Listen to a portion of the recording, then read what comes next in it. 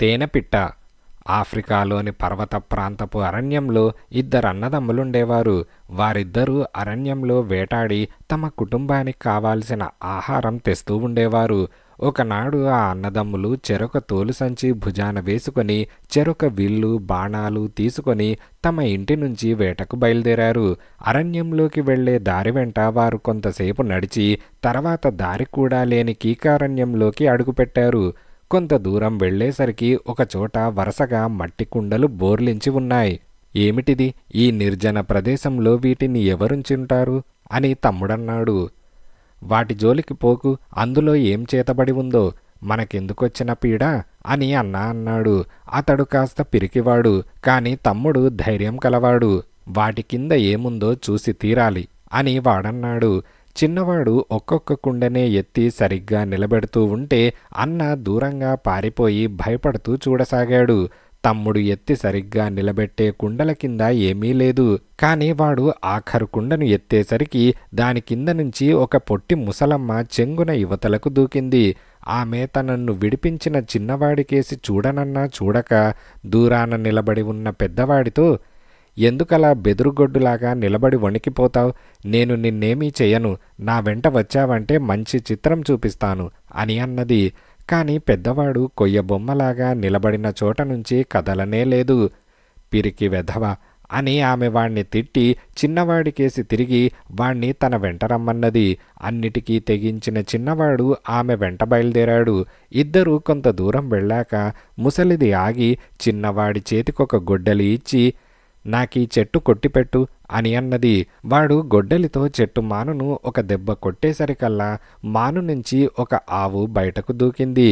అలాగే వాడు కొట్టిన ప్రతి దెబ్బకు ఒక ఆవో మేకో గొర్రెో ఎద్దో మాను నుంచి బయటకు వచ్చింది. త్వరలోనే వాడి చుట్టూ పెద్ద పశువుల మంద తయారైంది. ఇవన్నీ నీకే, వీటిని తోలుకొని నువ్వింటికి వెళ్ళిపోవచ్చు, నేనిక్కడే ఉండిపోతాను అని ముసలమ్మ అన్నది. తమ్ముడు ఆమెకు కృతజ్ఞత తెలుపుకొని పశువులన్నిటినీ తోలుకుంటూ అన్న ఉండే చోటికి వచ్చి, ముసలిది నాకేమిచ్చిందో చూడు, ఆమె పిలిచినప్పుడు వెళ్ళకపోతివి అని అన్నాడు. తమ్ముడు పశువులను సంపాదించిన వైనమంతా విని అన్న ఏమీ అనలేదు. ఇద్దరూ కలిసి గొడ్లతో సహా తమ గ్రామంకేసి బయలుదేరారు. అసలే నడివేసవి, మంచి ఎండవేళ. అన్నదమ్ములిద్దరినీ దాహం తెగ బాధిస్తున్నది. పశువులు కూడా పచ్చగడ్డి కోసం తహతహలాడుతూ ఆకలితో అరుస్తున్నాయి. కొంత దూరం వెళ్లేసరికి చిన్నవాడు, చూడు నీళ్లు అని అరిచాడు. వారి దారి పక్కగా ఒక అగాధమున్నది. అందులో చెట్ల మధ్యగా ఒక వాగు గలగలా ప్రవహిస్తున్నది. కాని అక్కడికి దిగే దారి లేదు. అక్కడ కొండ నిటారుగా ఉన్నది. నన్ను తాటితో దింపుతావా? దప్పి తీర్చుకుని మళ్ళీ పైకి వస్తాను అని అన్న తమ్ముడితో అన్నాడు. తమ్ముడు అలాగే చేశాడు. అన్న అగాధంలోకి వెళ్ళి కడుపు నిండా చల్లని నీరు తాగి లేచి వచ్చిన ప్రాణాలతో మళ్ళీ పైకి వచ్చాడు. నన్ను కూడా దించు, నేను కూడా దాహం తీర్చుకుంటాను అని తమ్ముడన్నాడు. అన్న తాడు పట్టుకొని తమ్ముణ్ణి అగాధంలోకి దిగనిచ్చాడు. పశువులన్నిటినీ చూస్తుంటే వాడికి దుర్బుద్ధి పుట్టింది.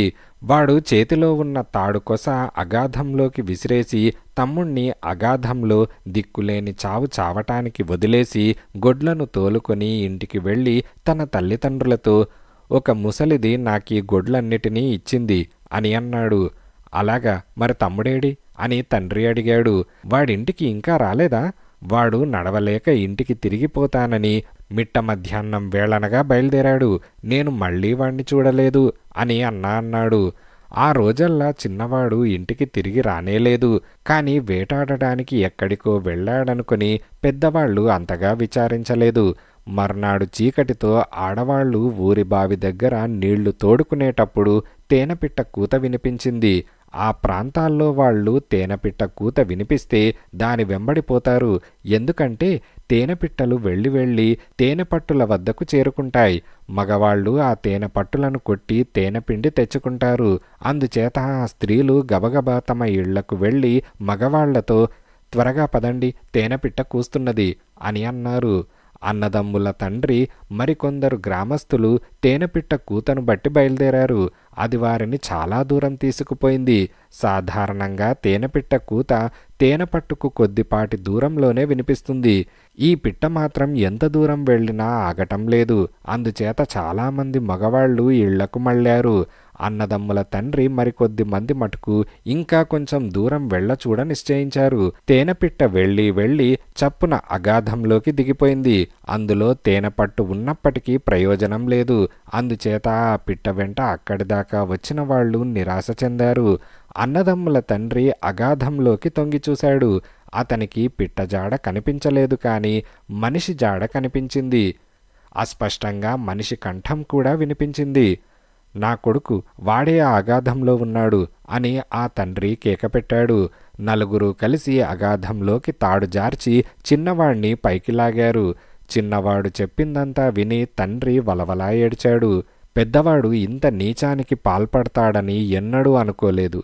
నీకింత ద్రోహం చేశాడా? ఆ తేనెపిట్ట పుణ్యాన బతికావు గాని లేకపోతే నీ గతి ఏమై ఉండేది అని అతనన్నాడు. ఆ పెద్దవాణ్ణి నిలువునా చీల్చాలి, పాపిష్టి వెధవ అని మిగిలిన వాళ్ళన్నారు. కానీ పెద్దవాడికి ఎలా తెలిసిందో తన తమ్ముడు అగాధంలో నుంచి పైకి వచ్చేసినట్టు తెలిసింది. తన తండ్రి తమ్ముడు ఇల్లు చేరే లోపునే వాడు ఇల్లు గ్రామము విడిచి ఎటో పారిపోయాడు. వాడి జాడ మరి తెలియరాలేదు.